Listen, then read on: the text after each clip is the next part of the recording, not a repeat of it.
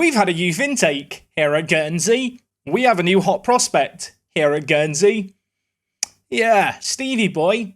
Rather excited about him. But before we talk about Steve and this youth intake, we got to run the intro. We've had an international break, plenty of our players making international debuts, lots to talk about. I'm rather excited to get into things today.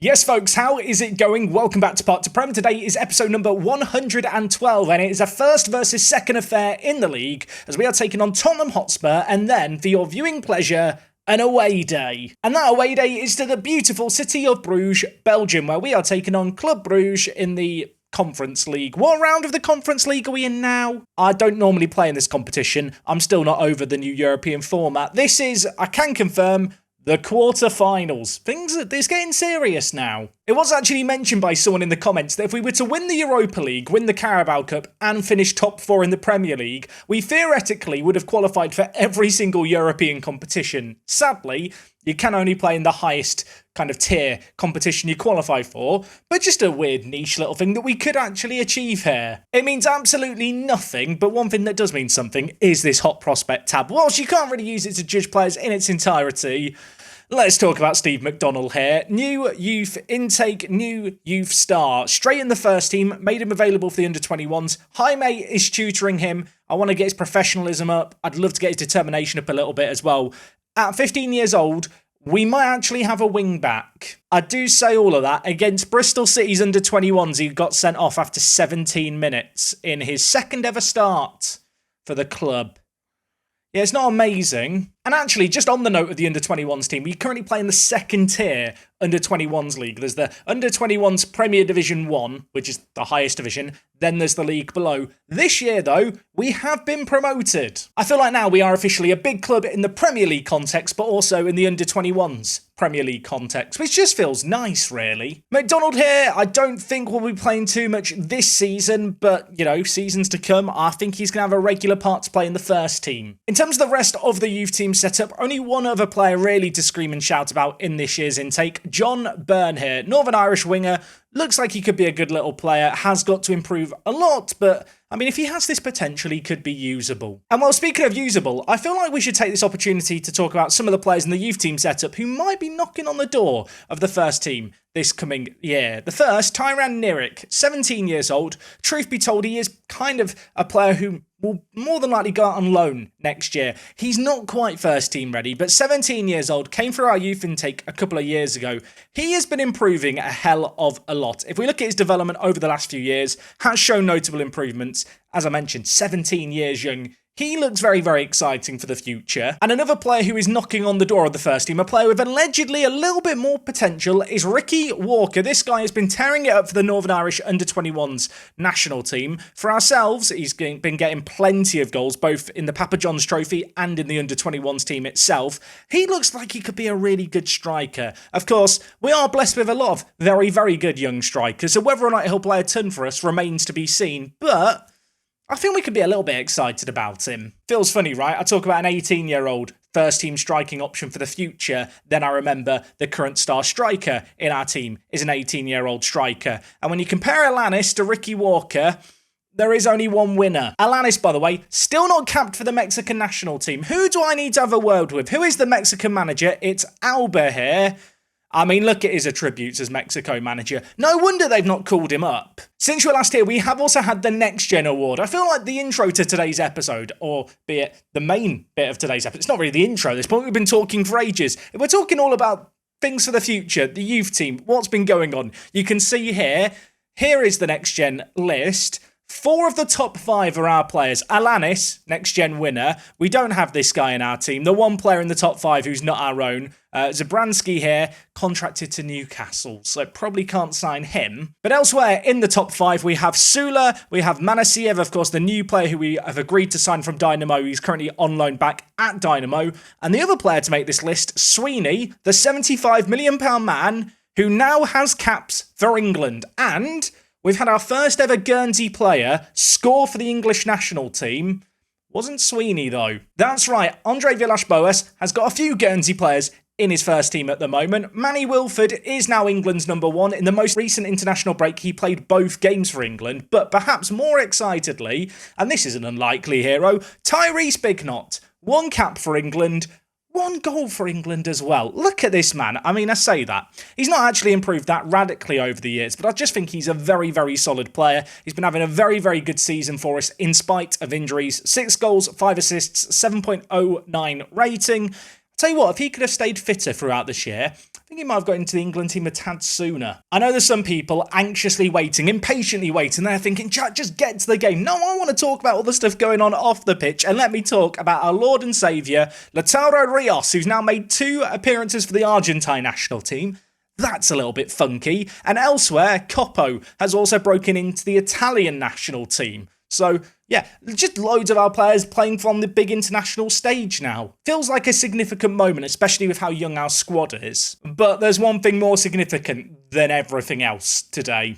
I want to see comments about how you're going to celebrate this down below the video. Teixeira, 20 jumping reach. It's back, everyone. Rumours of his death, they were exaggerated. He has been down to 19 jumping reach for the last 3.5 years. But here he is, back at 20. I feel warm and fuzzy inside. Was going to say I'm going to have a can of Carabao to celebrate. That might be a bit extreme. I don't know, if you're someone who goes to the pub after work on a Friday and you're watching this on your lunch break, toast to Teixeira or something. Now, of course, last episode, we won the Carabao Cup final. We took on Gelina in the first leg of the Conference League round of 16. We won that first leg 4-0. Good news, we won the second leg 7-1. So I think we were justified in our decision not to cover it. In some slightly less good news, though, lost to Chelsea 4-1.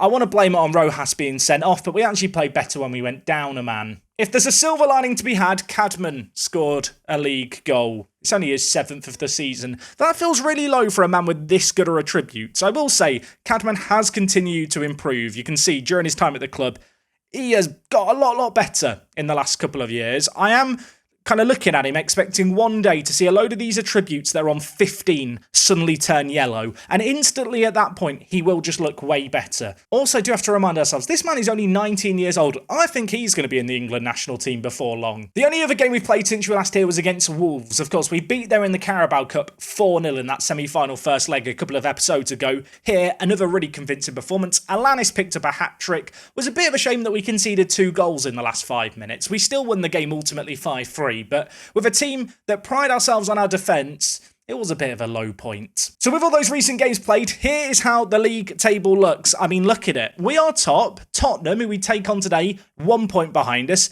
Liverpool 1 point behind us.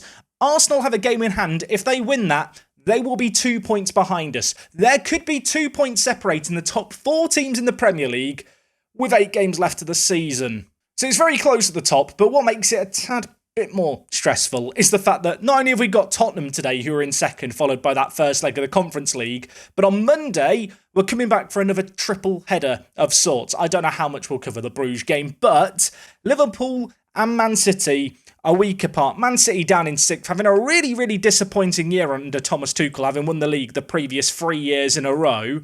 That said, they're going to want to cause us issues, and I do feel like the next 3 league games are going to be pivotal in our season. Speaking of which, we've got the first of those today, away from home against Tottenham. It's an away day that we did a number of years ago. You might remember back when we were in the Championship and we took on Tottenham in the Cup. We're going to see how we get on here. In terms of team news, I suppose the good news is that for the most part, we have got a full strength team. One minor issue is the defensive mid position. Grasser is suspended. This man gets suspended a lot. He's picked up 10 yellow cards at defensive mid. On the positive side, he has improved a lot and he's been playing for the Portuguese national team. McKillop, who might have been the natural player then to come in and play defensive midfielder, he's currently injured for the next couple of weeks. Rojas, who might have been the third choice centre defensive mid, is also injured and coming back from injury. Apparently a fitness test not required. Don't really want to rush him back. So with that in mind, we've had to do a little bit of a shuffle. We are going to be playing Lopez Gonzalez at right back. He is coming in, of course, in replacement for Rojas. And then in the centre defensive mid position, Ganino gets the nod. We're going to see how Ganino gets on. I've really liked Ganino this year. He's been very reliable as a player for us. 14 appearances in the Premier League. Not bad for a free transfer.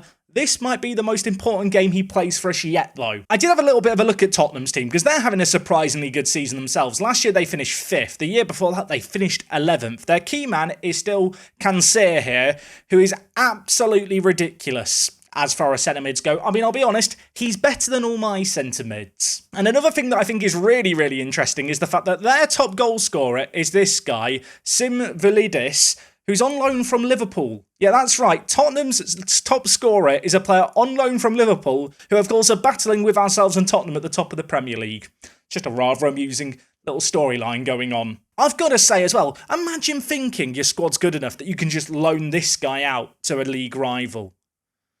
What I'd do to be Liverpool manager. Anyway, this is the team we're going to go with. We had that really disappointing game against Chelsea. I didn't talk about it too much detail. It was quite a traumatic time. It just was one of those games where we didn't really show up. You might remember a couple of years ago, we took on Chelsea in a game where they started really strongly, and we kind of tweaked things tactically, and we managed to kind of nullify them. This was a game against Chelsea where I tried to nullify them and it didn't work. We actually ended up playing the 5 at the back system that we used last year. Didn't work. So with that in mind, for this game here, I hope we can have a better display, but I do know away from home, it's going to be tricky. Alanis got a hat-trick last time out against Wolves. A win here is important. A defeat here, we could find ourselves down in 4th place. We do have an early corner. It's going to be Jamfi over it on his left foot. Rios should be somewhere in the middle. Coppo was there too. It's headed away as far as Ganino. Alunga plays it wide to Jamfi. Cutting in on his left foot. Does score a few, Jamfi, and well, maybe he shouldn't have shot there. Maybe he heard what I was saying. That was a waste. I can't stress it enough how important the next few games are for us. This game against Tottenham, the Liverpool game, the Man City game. Off the back of that, the rest of the games look far more winnable, to be honest. But we need to show up in these games here. This is a pivotal game for a young squad. And I think Cadman just blocked Alanis' shot on target. If we're blocking our own efforts, then why are we here? Set piece now for Tottenham. Hit from range. Wilford, England's number 1, turns it round the post. Luke Walder at right wing back. I just remembered. He's another one of our own. I'll tell you what, there's a few of our players making cameos in recent episodes, isn't there? There was Walder, there was Greg. I wonder who's going to show up next. Either way, Ribbo, I mean, it's an ambitious ball. If he'd pulled that off, it would have been sensational. Wilford was off his line quickly to get there. Has been called into action a couple of times already, the goalkeeper. Ganino on a booking worries me. Ganino passing it short concerns me. Manny Wilford, take a bow, my son. That save is massive. Between Ganino passing that ball short and being on a booking, I'm considering subbing him off after 20 minutes. Would that be reactionary? Maybe a little bit. Luke Walder's there. Cadman doing battle against him. Comes away with the ball. Giving it back to Manny Wilford. The first 20 minutes haven't been the most convincing for ourselves, but the scoreline remains 0-0. Our real firepower comes bringing the ball forward, and Cadman, well, he is a player capable of bringing it forward. Played back to him by Jamfi. Players queuing up in the middle. Cadman turns his man, pulls it to Lemos. It goes across the line to Bignot, who tries to put it back into the mixer. Half an opportunity there, just couldn't quite get a shot away. Ribbo on the far side for Tottenham, bringing it forward. He's got the power of a headband in the 3D match engine on his side. How are we meant to contain him? Walder with the ball, lays it back to Mertes. All the way back to Abdul Salem. You might remember he was one of the Brighton centre-backs we looked at a few years ago that kept turning me down. He's ended up here, and well, from a bit of play that didn't really feel that dangerous, Tottenham take the lead. Duranville. How old is Duranville in this save game? I know he's like a Belgian wonder kid. I think he starts at Anderlecht. He picks up the ball here, lays it back inside, then just continues his run, skips past his man, and it's a nice finish. It's an annoyingly good finish, really, isn't it? I wanted to check how old he is. He's 30. We're in season 15 and this man is still only 30. He must be one of the youngest players when you start a Football Manager save game. He is rather good. I was so prepared for this game. I got the standing desk. I'm ready. I'm springy. And yet the players, they are just, well, they've started this game flat. Like they weren't ready for this game. I mean, silver lining, it is still only 1-0. Bad news. Tottenham are on the attack again. Duranville switching it over to Ribbo from one winger to the other. Ribbo to the byline, going to potentially try and get the ball in. Floats it back post. Duranville's there. Lopez Gonzalez gets it away from danger. Bignot, England international goal scorer as well with the ball away. Lemos, Alanis. That is superb build-up play. Is there a finish at the end of it? There's not. I mean, that was a chance, wasn't it? It was so nicely worked as well. I thought we were about to get in at half-time at 1-0. There might yet be a sting in the tail. Ribbo, far side, bringing it forward for Tottenham. Holds it up nicely. Back inside to Diz. Ganino on a booking. Don't do anything stupid. Diz whips in. It's headed away. Lemos, can you get it out and away from danger? He can't. Now it's Iluki Walder, the right wing back. We know he's capable of picking out a pass there. And, oh my word, I thought for a second Alunga was going to steal it away in a great area for a counter-attack. Instead, Koppo, he just daydreamed on the ball. And it's 2-0 Tottenham. That is not what I needed before half-time. Look, I love Koppo as much as the next man. What was that? What was that? I don't know. Do I blame the game? Do I blame the player? I don't know how to feel. It's 2-0. Look at the XG story. It's such a sad tale. We're winning the story. And yet, it's 2-0 then. I mean, this doesn't mean anything, does it? Right, half-time, throw a water bottle, get your act together. Appeared to lack self-belief. Rios, Bignot, Cadman, lacking self-belief. I've got faith in you lot to turn it around. Look at that. I've motivated them. Koppo in this game has not been very good. You know what? I've got the liberty of being able to bring in a £75 million centre-back if I so wish. So Sweeney, on you come. Ganino at defensive midfielder has not been great here. I am going to bring in Roberto Rojas. Not 100% fit, coming back from injury. I don't want to see Ganino playing on a booking. I don't think I'm going to change anything tactically to start this half. I'm just going to get a little bit shouty, as we already have. Throw a water bottle, see if we can just see a different Guernsey performance in this half. Oh, I thought for a second we were going to. Rojas put the ball in. That is one thing he will bring as a sub, is his free kicks. I mean, look at the team momentum. Twice Tottenham have scored kind of against the run of play of the general story. But unfortunately, the tale so far in this game is just a general lack of finishing. Cadman with the ball on this near side. We need heroes. We need big player moments. We need players to stand up and be counted here. If we want to win the league this year, we have to dig deep in this kind of situation. Away from home, 2 goals down. I'm trying to give a motivational speech and it means absolutely nothing. It's 3-0 Tottenham. We are going to regret those misses so much, aren't we? I mean, this is just simple, really. Balls played over the top. Sweeney, was it Sweeney? It was Sweeney. Just couldn't get back. And, I mean, look at the match momentum. We've had spells on top. We just don't score in them. Alanis is on a 6.0. That's making me feel sad. Right, you know what?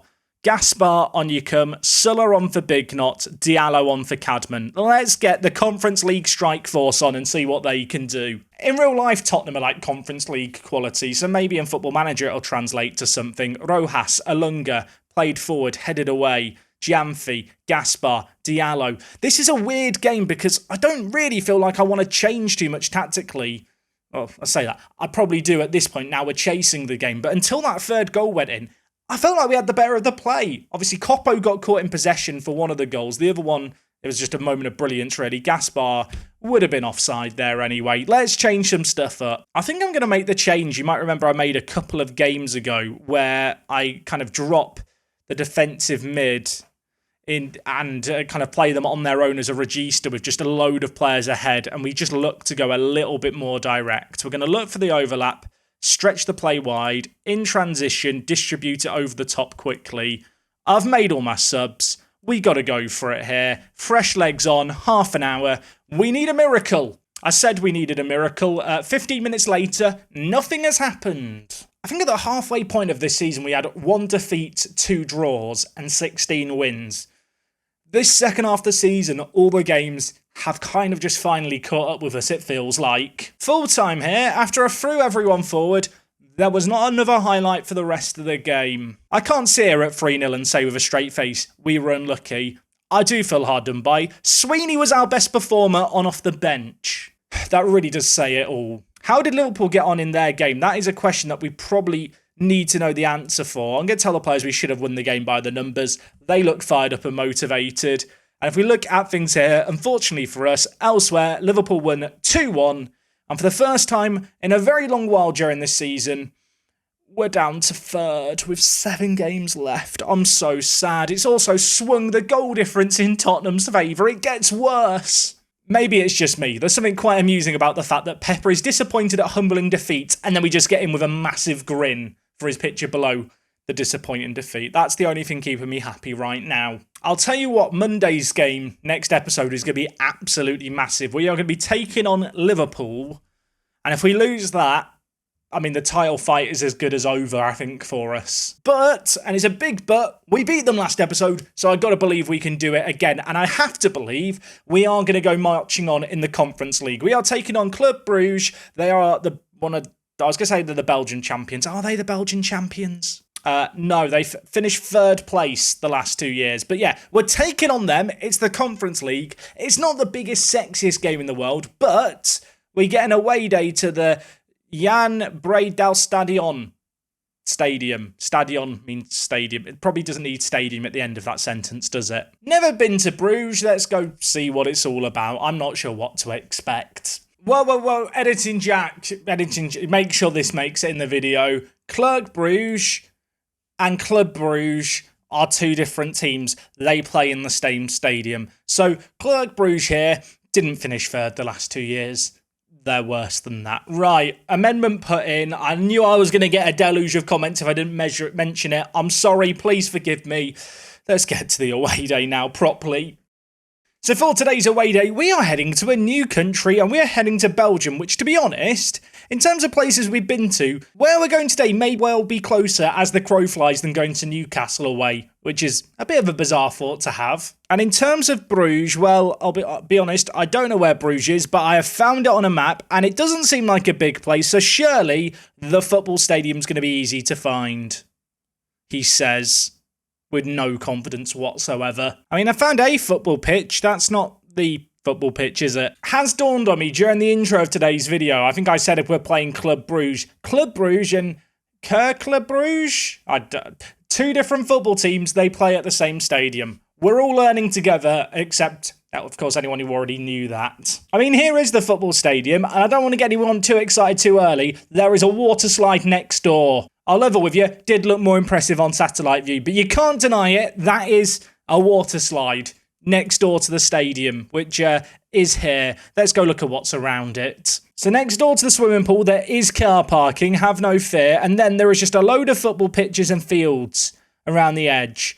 I mean, Bruges doesn't seem like the biggest place in the world. I just realised both clubs have fan shops opposite each other. Do they have like turf wars over the fan shops? So the Club Bruges fan shop is there, and then according to Google, the Club Bruges shop is, well, apparently it's here, but I mean, maybe they just sell stuff underneath this bike shed.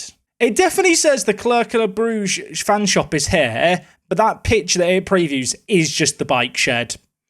I don't know. As for the stadium itself, no cover on the corner seats. What kind of view can we get inside the stadium? Oh, fret not. There are seats, there are spots that we can go to. And, I mean, I know two different football teams are playing here. Does anyone else get a bit upset about the mixing and matching of seats?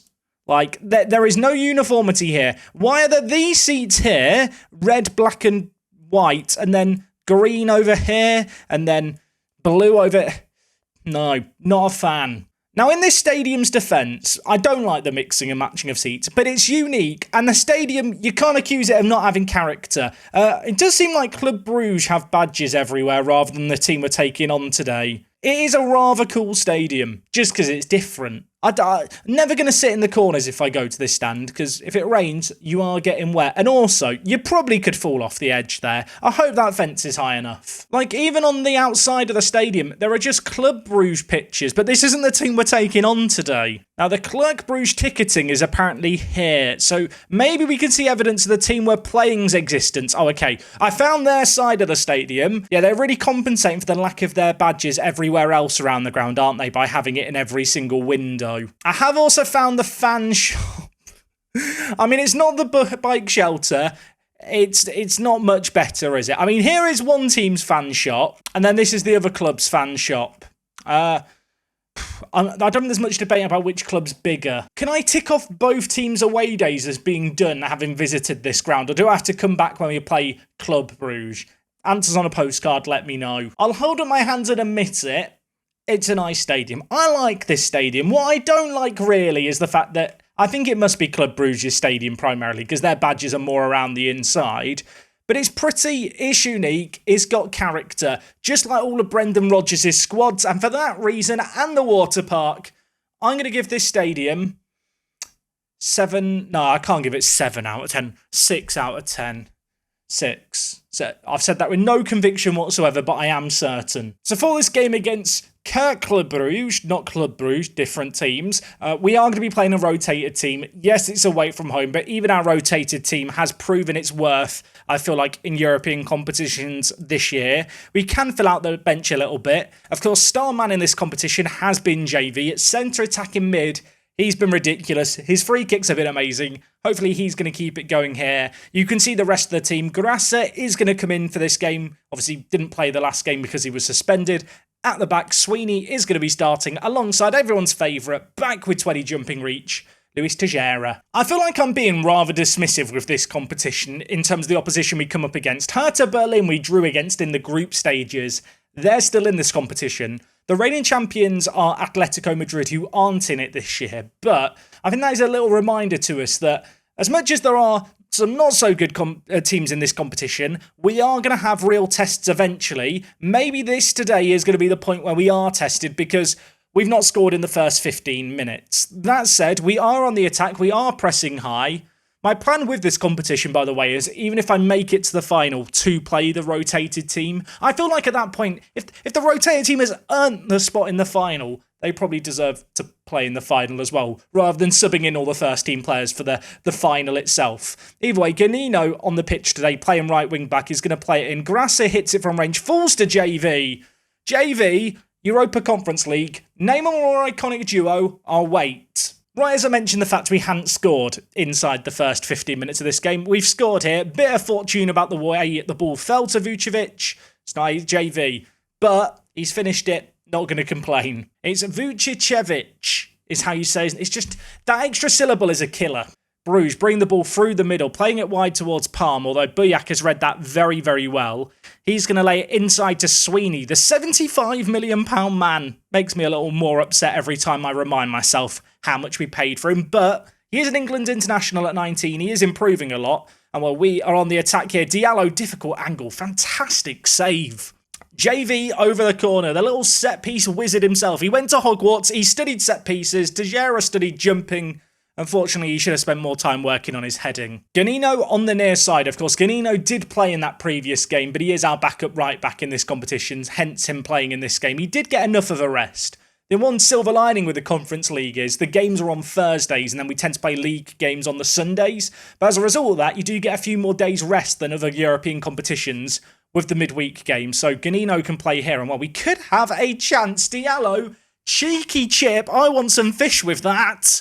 It's 2-0. Just to explain, cheeky chip, fish and chips. Don't want anyone getting confused with what my commentary was all about there. That was a sexy finish. I enjoyed that one. I think you can tell. JV on the far side. Tejera lurking at the back post. 20 jumping reach. I'm going to go back to mentioning it all the time. He's jumped too high. He's headed it over. Half-time in this game here. 2-0 to the good. Dominant display. If we get a couple more in the second half, I'll be happy. Everyone's playing really well in the final third, and then there's just Gaspar on a 6.9. I think Gaspar has found his level, everyone. I think we may be waving goodbye to him in this summer, as much as it pains me to say it. Coming up to an hour played, going to take off Gaspar, going to bring in Big Knot. Sula's done okay, but I'm going to take him off and bring in Alanis in the final third. Elsewhere, McKillop could do a little bit of match fitness coming back from his minor injury. He's going to drop in to be the defensive midfielder, and we'll save 2 subs in our back pocket. JV set piece. We've been here before. We've seen this before. We've seen that before. Tejera heads over again. Gomez lays it wide. Ganino out of position, but works back well nicely. Would love a third goal. I feel like that would be the insurance policy, and whilst it wouldn't be completely done going into the second leg, I'd feel less concerned about it. A chance here for Alanis. He likes fish and chips too. It's 3-0. It's his 34th of the season. It is offside. Never mind. Was it offside? Is that offside? Not having that. Nah, not for me, Chief. JV to McKillop. Can he switch the play out onto this near side? He can. Buyak bringing it forward to Diallo. Options inside. Picks out JV. He hits it. Keeper parries it. And I think Big Knots just hit the post there. He probably should have taken a touch. It was a difficult angle. Buyak wins the header. JV through to Diallo. A third goal would be nice. We could still get it. Alanis hits it wide. Our finishing is bad. If they score this set piece now, then the second leg suddenly feels a bit more nervy, doesn't it? Diallo heads it away. We've got everyone back defending here. No nonsense with just a minute and a half left of this game. Carton with the ball for them. Ruben. Gomez won nicely. Sweeney, what can you do? You've got 17 passing, son. He plays it forward. Alanis, I think, is offside there. I'm not going to celebrate it. He's probably onside this time.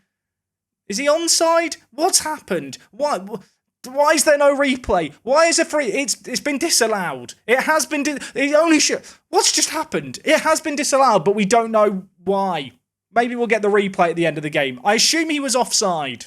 I thought he was offside, so I didn't celebrate, but then weirdness happened. I mean, now we're on the attack. JV could pull it back, should pull it back.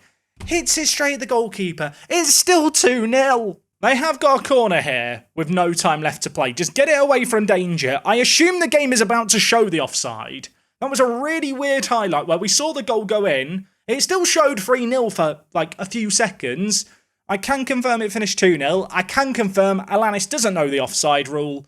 I can also confirm we should have won by more than 2 goals. Another disappointing performance this game. Disappointing to win 2-0. I really am ungrateful. JV, by the way, another man of the match performance for him. He's very, very good in this competition. Yes, we're at home for the game against Liverpool, but it's not going to be easy. Manchester City away, and as the Premier League table hots up and just seems to get closer and closer every time I look at it, the next game is going to be pivotal for us. I will see you guys on Monday for what is going to be a make or break match in our title hopes. Hopefully you guys are excited for it. Hopefully I see you guys then. Until then, take it easy. It's me, Jack, and I'll see you on the next one. Also, apologies to fans of both Bruges clubs.